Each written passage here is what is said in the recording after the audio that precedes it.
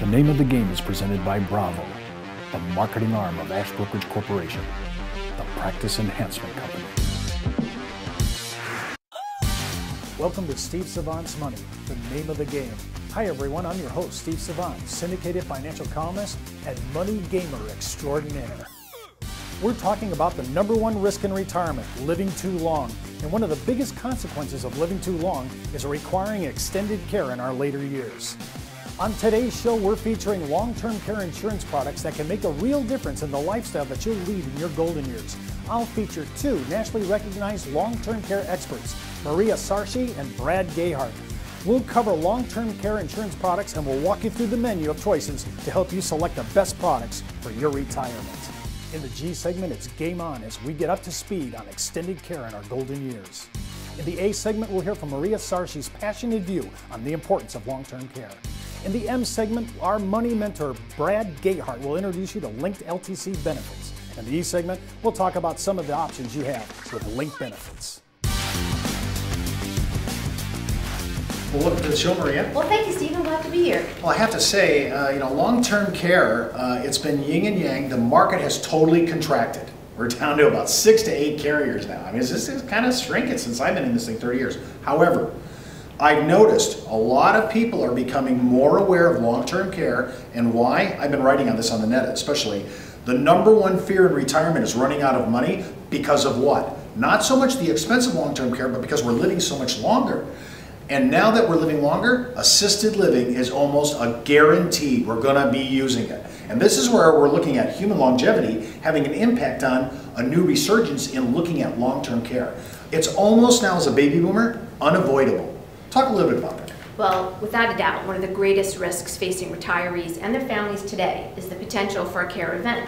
And we know, statistically speaking, that the longer we live, the greater the odds are that we will someday need care in some form. And yes, we have seen a constricted market in the standalone long-term care space, where 20 years ago we might have had 15 or 20 carriers. Today we're playing in a market with maybe 6 or 7 that are genuinely out there advocating for clients, advocating for their families, and truly putting wonderful solutions in play, which will help people at a time when they need it most. 20 years from now, 30 years from now, folks who are looking at care planning today are not folks who are needing it tomorrow or the next year. There's a long horizon. I was looking at our final house that my wife and I are going to buy for retirement. 1 level. Yeah.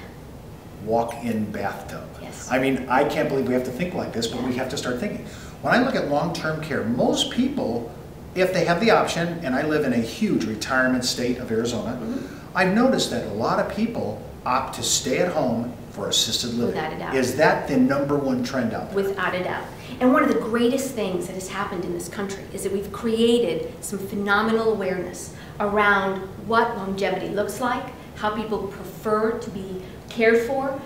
You work hard. All your life, people work hard to enjoy retirement. So we have such an obligation to go out and teach what kinds of tools and solutions are available to ensure that that happens, not only for the individual, for their loved ones, to ensure that that family unit stays bonded and tight. Now, I was reading one of these contracts and I noticed that they had a provision for caregivers so they could go on vacation and take a break. Talk about that, because I wrote on this and I had so many consumers calling me back and writing me saying, Steve, I didn't know this existed. Yes, there are so many wonderful things that are available to help families. Respite care is a great example. When you have a caregiver that is giving of themselves all year long, they too need a break. They too need a respite.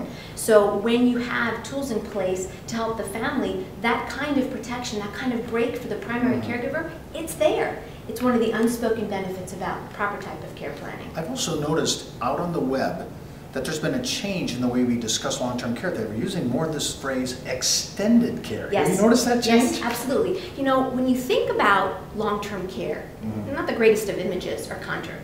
No, nursing home confinement, I can't move, I can't even go to the bathroom. That is where the awareness evolution has been such a tremendous benefit. We are teaching and sharing that, look, care can be on your own terms. It can be in your own home. It can be in an assisted living facility. And with the right type of planning, years in advance, so many great things happen that put you in control later on at a time when you need it most. Now, I've noticed a propensity among advisors, I've been in the business 30 years, that a lot of my advisor colleagues start introducing long-term care about age 50. But I don't see too many people buying it at age 50. What's your experience? My experience is that we see a younger and younger age demographic looking and purchasing care planning tools. Well, give me an age, because I'm I certainly surprised. will. And I'd like to compare it, if I could, to when I began in this industry in the early 1990s. Then we were talking to clients who were 70 and above. As we transitioned into the early 2000s, we were talking to folks in their 60s. Today, without a doubt, clients in their early 50s. And the reason why is because they've had an experience. They themselves are probably the caregivers for their parents. And they're also that generation that's caring for children. So they see what the future can hold. And they can make smarter decisions today to help not only themselves, but their loved ones. And that, too, is something that we do not talk enough about. Its impact not only to the individual, but to their family and friends as well. When you think of the baby boomer, we are the sandwich generation. Yes. We're in between our children with college tuition, helping them out with our millennial kids, and on the other side, we've been caring for our parents. Yes. And I have to say, the squeeze is on, and I can totally understand why age 50 now is now the good, not only looking at it, or at least being introduced to it, but purchasing it. I noticed one issue that's going on. I've noticed that people who have family history with certain diseases or a predisposition to nursing home confinement are getting it even earlier because they already see it coming, because there's strong genetic history here. Yes. Let's go back to the awareness evolution. Okay, because what has happened is we have taught that when you have a family history, when there's been an experience, one of the first things we have to do is plan in advance. And so we know that health can deteriorate as we mature. And when we engage with clients as they're looking at this type of planning, we want to talk about health conditions, medications that they're taking, so we're identifying the right path for them early on in the process. In your understanding, because you see so much inbound traffic for so many advisors, do you think advisors are very up to speed on long-term care? I think we have made great strides, by far. Again, if I look back at the 1990s and the early 2000s, it was not a topic that many were comfortable with. Today, because of all the awareness that's been put out there, we see a big, big difference. Of course, there's extraordinary issues like continuing ed and all these things that have now really, there's another issue that you have to kind of overcome. But it's important, and it is absolutely a must-have, because you want to have the right advisors educating people on this type of planning. And it is an education. Absolutely. If you want more information on long-term care, just email me, steve.savant@ashbrokers.com, and I'll email you our free quote questionnaire for long-term care insurance. The questionnaire will take about 13 minutes. Is your financial security during retirement worth 13 minutes? I'm sure it is. When we come back from the break, Maria and I will continue our expose on long-term care insurance in the A segment of our show. We'll be right back after the break. Take a close look at your hard-earned dollar. How do you think your money's doing? Are you keeping an eye on it? Is it protected from taxes, inflation, and market risk? Over time, those Washingtons could become Franklins. With tax-advantaged indexed universal life, from one of the largest distributors of indexed universal life, Ash Brokerage.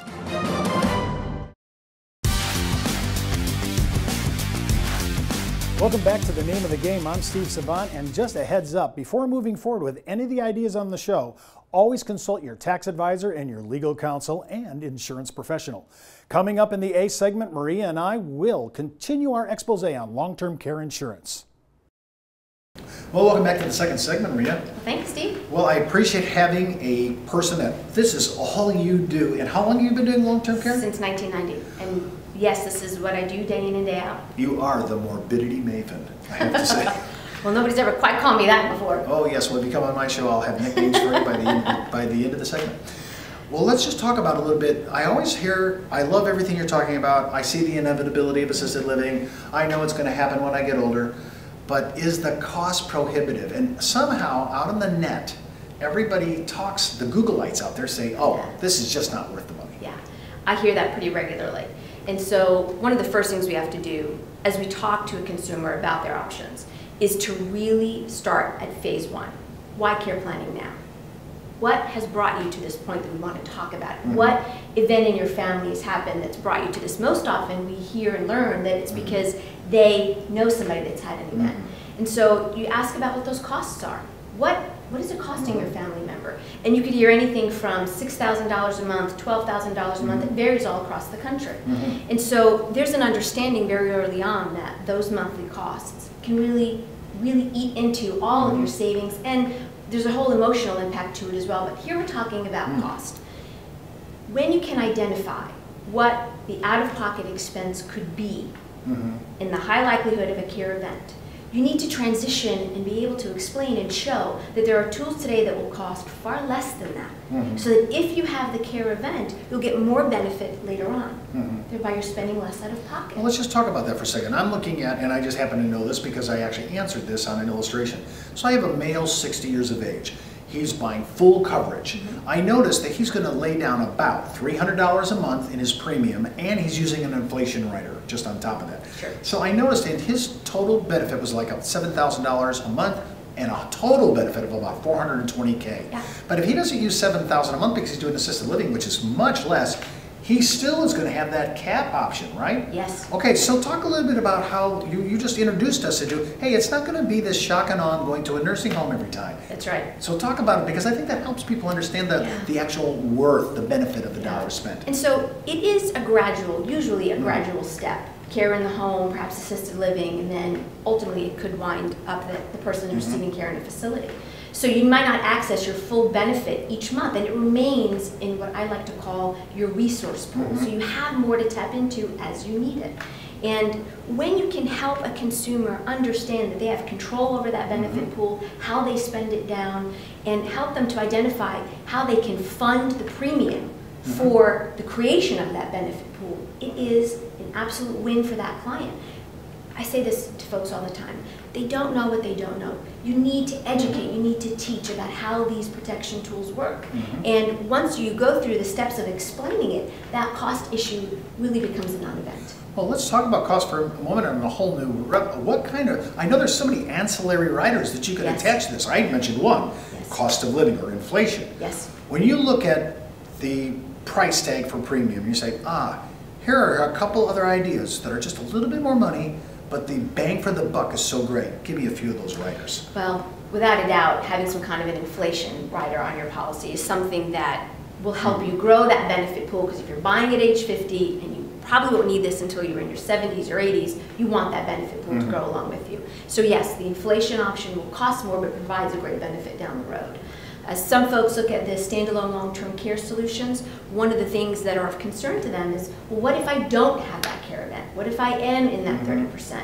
So there are return of premium options that you can look at, which returns premium if you don't have a care event, but that does drive up the annual cost for that solution. Well, let's just talk about that. And from a strictly consumer point of view, because advisors are going to need that kind of language to speak to their client, is that worth it? Is the price you pay to get the return of premium in case you don't use it, is that worth the money or whatever period of time that I have to play? Here's how I will answer that question, Steve, because the one thing that my years of experience have shown is that care planning brings peace of mind to individuals, and that peace of mind can be different from one person to the next.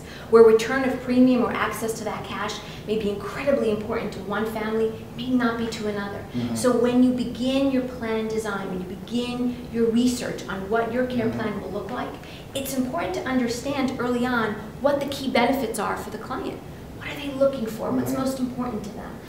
I've noticed the last nursing home I went into, it was 9-to-1 women.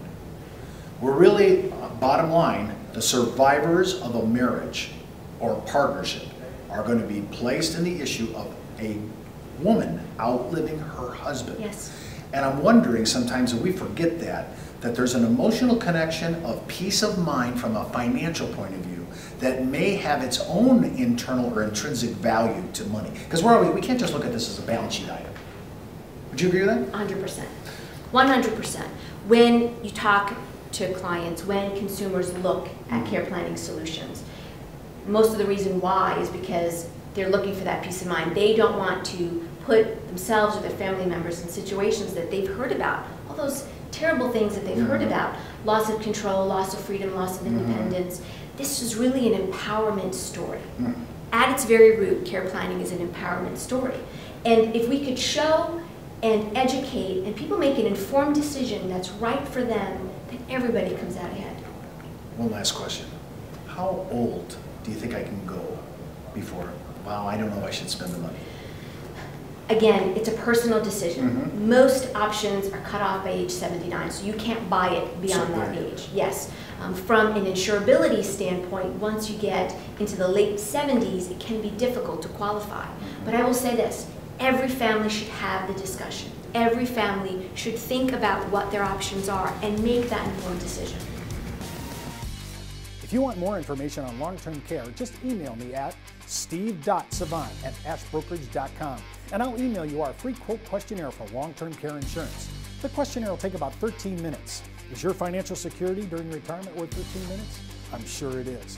When we come back from the break, I'll introduce Brad Gayheart, nationally recognized long-term care expert, and he'll take us through the long-term care linked benefits in the M segment of our show. We'll be right back after the break. Take a close look at your hard-earned dollar. How do you think your money's doing? Are you keeping an eye on it? Is it protected from taxes, inflation, and market risk? Over time, those Washingtons could become Franklins. With tax-advantaged indexed universal life, from one of the largest distributors of indexed universal life, Ash Brokerage.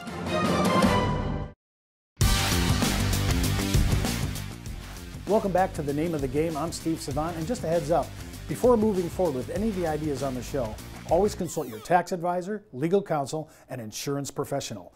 Coming up in the M segment, Brad Gayheart will talk about financial impact of long-term care linked products. Well, welcome to the show, Bradley. Thank you, Gay. Steve. Well, I got to tell you, we always do different areas of long-term care, with standalone policies. But your forte is really unique because really you kind of niched yourself out in long-term care linked benefits on mortality and annuity products, life and annuity. So I'm first of all, you have a huge pedigree in the long-term care market. Let's talk about that first, because your father's practice was, I think, the biggest agency in the United States in long-term care. Is that correct? Yeah, for quite some time. We actually rolled out originally the Penn Treaty American Travelers products back in the early 80s. In '94, we took on a national exclusive with AIG. So up until about 2005, we actually had that national exclusive in place, at which time we were bought out. So I'm sorry, but I have to ask you, how young were you when you started in this? Basically diapers, for the most part, yeah. Well, then, here you are, a very, very young man, talking about geriatric science like long-term care. How does that fit with a very young man that's, he's in early 20s talking about seniors? Interestingly enough, I can remember the first seminar that I did. I was probably 20, and it was in Austin, Texas. I just got out of college, and my dad threw me up there just to see how it would go. How did it go? It went well. There's always a couple jokes, staple jokes that you can throw out to the crowd. On LTC. Talking about assisted living facilities, so on and so forth. And that kind of got the crowd loosened up. But I would have to say that I was probably the youngest person in that crowd by at least half. I think you're the youngest person that ever done LTC, period. Quite possibly. Well, I'm sure you were a bit irreverent. But other than that, let's talk about the two products. We have LTC with the life insurance contract, and we have an annuity contract. Let's talk about the annuity, because there are some serious issues with the Pension Protection Act. Absolutely. And there's some 1035 issues. Let's talk about that first. Give me the annuity LTC version of that and tell me why it's important under that act. Well, the real beauty with the Pension Protection Act is it allows us an opportunity to use long-term care and basically shave out any taxable event that might happen in that policy. So, for example, we can actually take an annuity that's already in force, 1035 it over. And does it matter what kind of annuity? It could be fixed, it could be variable, could it be indexed? We can go with any sort of annuity. Just has to be non-qualified dollars. So we take those non-qualified dollars, we 1035 exchange them into a new contract. That new contract, a lot of times what we use is a company called State Life. And their annuity care too specifically. We 1035 that over, and due to the Pension Protection Act, any dollars that are pulled out of that contract to pay for qualified skilled care or qualified nursing care actually come out tax-free. Now, does that matter whether it's reimbursement or indemnity? No, actually it does not. So it's either one. Yeah. So I could have gain in these prior contracts. and I could use the 1035 exchange rules under the code. I exchange it into the new contract, and any monies I use specifically for long-term care come out free. Steve, you hit the nail on the head. I have to say, I'm wondering why we'd even consider doing municipal bonds. But okay, I don't want to get into that today. Let me ask you this. What about new contracts, though? I'm a brand new contract. My money's sitting in a money market account getting, what, 25, 50 basis points and doing nothing for me. And they're taxing me ordinary income tax on it. Could I use this plan with that kind of a idea with this One America product? Yeah, absolutely. Well, new money works well. You know, one of the beauties with the new money is we can put that money in. It'll grow at a stated interest rate. It could be anywhere between 1% and 3% depending on the contract that we use. All right, but to be fair, how much do I have to spend on my LTC version of that? So even if I'm making 150 to 200 basis points, what do I have to take out of my costs? What do you think it is on an average? It's minimal. I would say, you know, I'd be guessing, but I would say somewhere between 20 and maybe 35. So you still may be points. cleaning a good 100 basis points after you pay for the rider. Yeah, absolutely. I mean, you're covering quite a bit. Okay, now do you see in your practice, because you've been in this thing ever since you were 20, indemnification, is everybody kind of going that way now? Is there many people doing reimbursement? Most of the new contracts are actually reimbursement. A lot of the carriers have gotten away from the indemnity style contracts. Because they didn't want to, once they engaged the actual benefits, they didn't want to pay this flat fee. Yeah, for the most part, and it will elongate the care or that pool of money that you use to draw down for care. So reimbursement contracts have become more popular. What kind of coverage period do you think I'm looking for on the product like that? So if I go ahead and let's say I have $100 grand in there, I throw it in as an annuity. I'd love to have a little bit of growth to it, hoping that the crediting rate will be higher than my costs. What kind of long term? Am I 3 years? Is it around 5 years? What kind of extended coverage do I have? Well, I think we would boil it down to how much leverage do you need? How are we actually putting together a care plan for you? So it really boils down to your situation and what we're trying to accomplish with that. You know, I could sit back and say the average length of time that we receive care is about 38 months, but is that right for your situation? And you know, what other assets do we have that we're drawing income from that we can help mitigate those costs? Are you married? Do you have kids that might live in the area? What type of care do you expect to receive? So all these questions. Do people know that though? I'm just curious now. Do people kind of know, hey, I think I'm going to be down in the nursing home for 38 months? I mean, do people actually know that? No, they don't. But we can take prior circumstances with respect to health and family.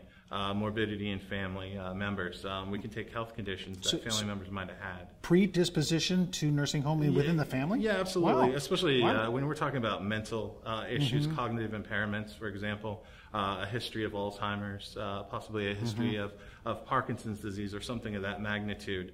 We can really take those conditions when we put together a care plan for an individual and factor those in. Another popular thing is longevity. There's several families out there that have tremendous longevity, and with medicine advancing the way that it is currently, we have to actually factor in some more time for that as well. So there's a lot of things that go into care planning outside of what's the staple or what's the boilerplate type of product that we're going to put together for you. If you want more information on long-term care, just email me, steve.savant@ashbrokerage.com, and I'll email you our free quote questionnaire for long-term care insurance. The questionnaire will take you about 13 minutes. Is your financial security during retirement worth 13 minutes? I'm sure it is. When we come back from the break, Brad and I will continue our expose into long-term care linked benefits in the E segment of our show. We'll be right back after the break. Take a close look at your hard-earned dollar. How do you think your money's doing? Are you keeping an eye on it? Is it protected from taxes, inflation, and market risk? Over time, those Washingtons could become Franklins. With tax-advantaged indexed universal life, from one of the largest distributors of indexed universal life, Ash Brokerage.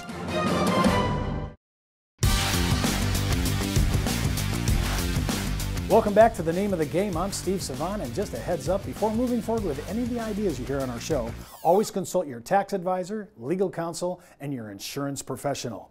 Coming up in the E segment, Brad and I will continue our expose into long-term care linked benefits. Well, in our second segment, Bradley, I want to kind of shift now away from annuities and LTC, and I want to shift over to now life insurance and LTC. Now, But I remember back in the day, I mean, how far ahead of the curve was Lincoln Financial? I mean, they were like a decade in front of the entire industry. Yeah, easily. I think that product's been around for about 20 years. Oh, I think you're right. Yeah. Now that I come think about it, I was just thinking 2000. I'm thinking now way in the early 90s. Yeah, I want to say 89. Well, in that product, and that still product is around, it's had several iterations, different version differences and so forth.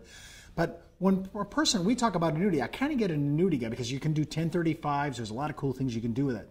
What can I do with a life insurance linked LTC? Because I can't 1035 my annuity into that.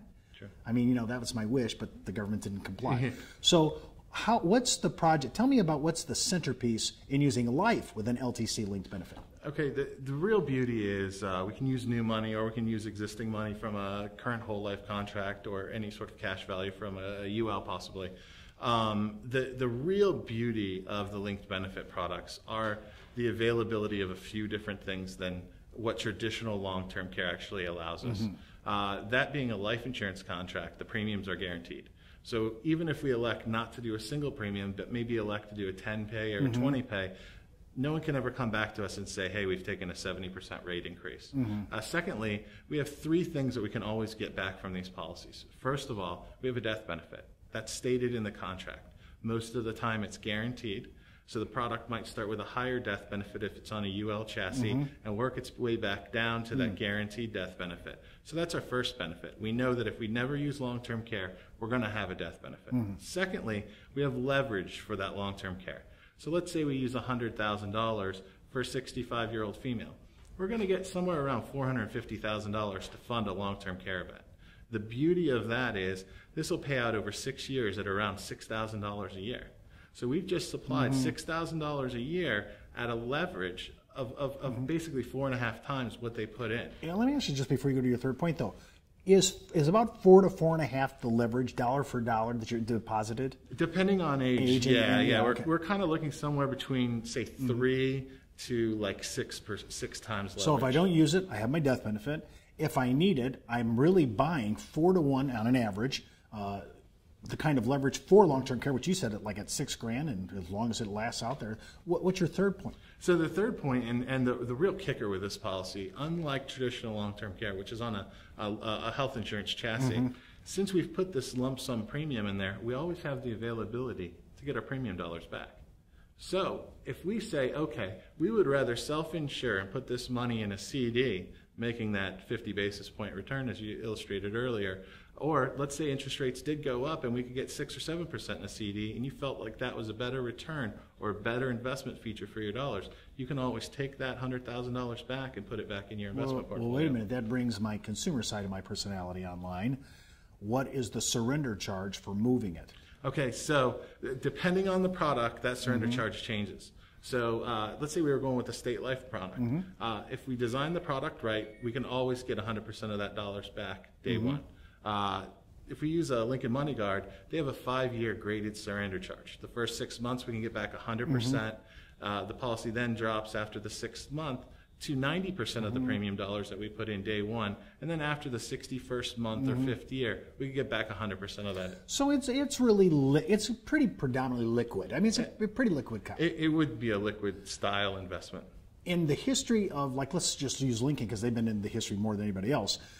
What kind of surrender have people take them up on this issue? To my knowledge, it's less than 1%. Oh, I didn't think so, because really, when you put that money away, and especially today, what are you going to put it in that's going to give you a better deal? Absolutely. I mean, if you look at money and the investment of money, if we take $100,000 and we invest it at 3%, it's going to take 48 years to get to $400,000. We quite literally could take that $100,000 and create a $450,000 account for you for long-term care tomorrow. And when I spend that money out, there's no taxable event because it's going to long-term care. Paying for long-term care. Okay, well, let's just go one more step and let's be controversial. If this is all true, and it is, why would I ever do a standalone long-term care policy? Well, you know, to be quite honest, I still love standalone traditional long-term care. One of the main reasons I love it is the partnership program. The partnership program has to do with the state and has to do with your ability to preserve assets from a spend down to Medicaid situation. Standalone long-term care supplies significant leverage to cover a long-term care event You can pay an annual premium, and you can protect assets. So there still is a beauty and a need and a necessity for traditional long-term care. Along with another kicker, there's some tax advantages to buying traditional long-term care. Like, give me an example. A C Corp. You can discriminate purely by the executives. So if you have two executives at the company that would like to buy a traditional long-term care plan for them and their wives, they can deduct 100% of those premiums, and they can discriminate against all of their So that leverage, you think, still has kind of some equal footing to a linked product, or annuity or life, using LTC? Definitely. Because I always thought, you use it or lose it, and everybody says that's why I'm not using a standalone. But you say there's some advantages. Oh, there are some definite advantages. There's some tax advantages along with some leverage advantages. So is the leverage greater on a standalone than it is on a linked product? It would be, depending on how long you actually paid those premiums for. The longer you paid your premiums, obviously, it would shrink the leverage that you had, or the internal rate of return as we speak in this industry. Just for a side point, if you had to talk about, because we've talked about Lincoln, we've talked about State Life from One America, give me your long-term care pick. Me personally, in where I'm at in today's world, I would probably go with a Lincoln product, just because I'm a single individual. I don't have a significant other, so it just makes a little bit more sense for me. All right. Well, that's our show for today. I want to thank Maria and Brad for being my special guests and money mentors. And remember, you can follow me on Twitter, Facebook, LinkedIn, or just email me, steve.savant@ashbrokerage.com. And don't forget what the good Reverend John Wesley once said: make all you can, save all you can, give all you can. I'm Steve Savant. See you next week.